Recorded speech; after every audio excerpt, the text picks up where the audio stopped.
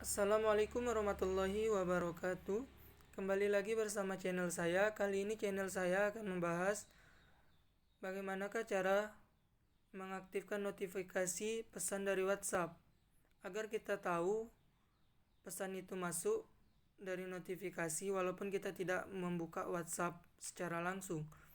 Oke, sebelum masuk ke tutorial atau caranya, bagi teman-teman yang belum subscribe, boleh di subscribe, like, komen, dan share video yang saya upload agar bisa bermanfaat juga bagi orang lain. Dan jangan lupa aktifkan tanda loncengnya. Oke, langsung saja masuk ke tutorialnya. Yang pertama-tama teman-teman, silakan teman-teman di sini langsung masuk ke pengaturan HP-nya. Nah, teman-teman, silakan di sini teman-teman pilih di bagian bawah ini ada tulisan manajemen aplikasi, pengganda aplikasi, ruang game, layar belah, pengguna dan akun, dan Google. Nah, teman-teman silakan pilih manajemen aplikasi, teman-teman.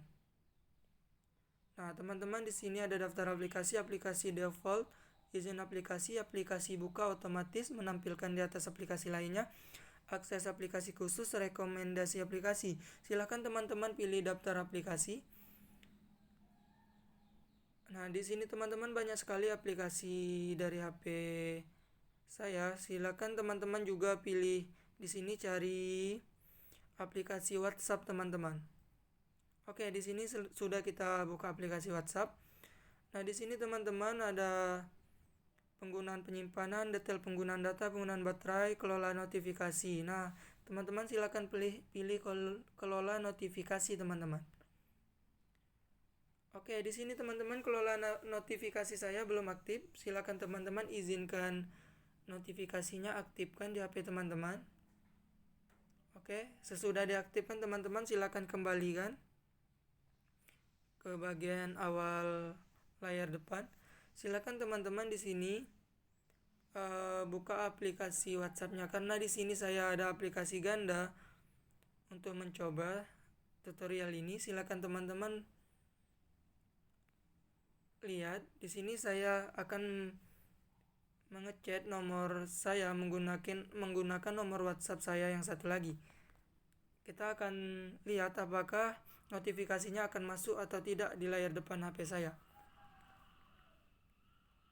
Oke, kita akan kirimkan.